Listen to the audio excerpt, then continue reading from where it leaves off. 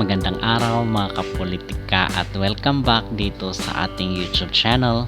Sa vlog na ito ay atin pa rin pong pag-uusapan ang mga pinakasariwa at mga bagong impormasyon mula dito sa Miss Universe 2024 sa pamamagitan ng ating pambato na si Chelsea Manalo. Magbibigay po tayo ng update dahil wala umano sa mga outdoor activities itong ating kandidata dito sa kailang beauty pageant. Pero bago ang lahat ay huwag kalimutang mag-like at mag-subscribe na rin kayo para updated kayo sa ating mga latest issue.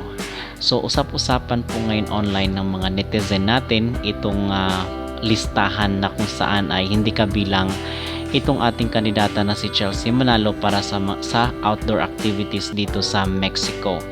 At in fact parang 12 lang po or 12 lang po na contestant dito out of 130 contestant dito sa kanilang contest ay 12 lang ang sasalang dito sa outdoor activities na magtatagal ng 2 araw. At marami nga ang mga Pinoy nagtatanong at nagtataka kung bakit hindi daw kasali itong ating kandidata na si Chelsea Manalo dito sa kailang mga outdoor activities. At napapansin na rin ng ibang mga netizen na bakit parang meron daw special treatment dito kay Miss Thailand kasi andun siya lagi sa lahat ng mga ganap, even sa mga pictorials at sa mga sponsorship. And ngayon naman dito sa mga outdoor activities ay andito na naman si Miss Thailand. So yung mga bansa na kasali dito sa kailang outdoor ay si Dominican Republic, si Venezuela, El Salvador, si Bolivia, si Germany at itong si Ukraine. At the same time kasama rin itong si Thailand, USA, India, Turks, Paraguay at si Mexico. So sila po yung 12 na contestant na makakasama dito sa outdoor activities na magtatagal ng 2 araw. So ngayon kasi mga kapolitika sa tingin natin ay parang nagko-cost cutting na itong Miss Universe. Unlike talaga dito sa Miss Grand International na kung isa yung sasama ay lahat binibitbit talaga ni Nawat. So kakaiba dito sa Mexico kasi parang nagtitipid daw itong organization.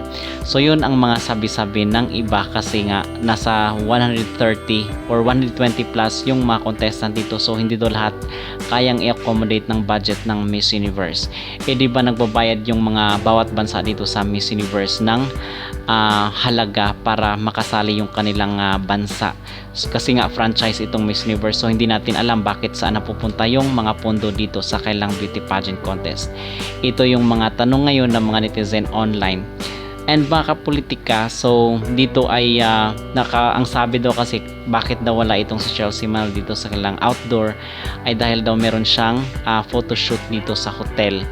At meron ng iba nagsasabi kasi hindi man confirm kasi nga hindi sila lumalabas ng hotel. Ang sabi ay naka-rest day daw itong sila Chelsea Manalo. So nakapagtataka kasi dito naman sa Miss Grand International kasi hindi nga may iwasan na maihambing ang MGI dito sa MU ay bakit daw dito sa Miss Grand International ay parang mas pasabog pa daw yung mga ganap kung ikukumpara dito sa Miss Universe.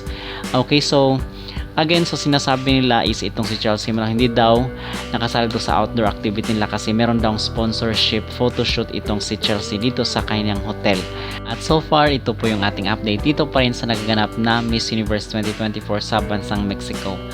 And mga kapolitika, ano ang inyong masasabi na wala sa listahan itong si Chelsea Manalo at laging present itong si Miss Thailand dito sa kanilang mga pa-activities? Mag-comment down below at huwag kalimutang mag-like at mag-subscribe na rin kayo para updated kayo sa ating mga latest issue.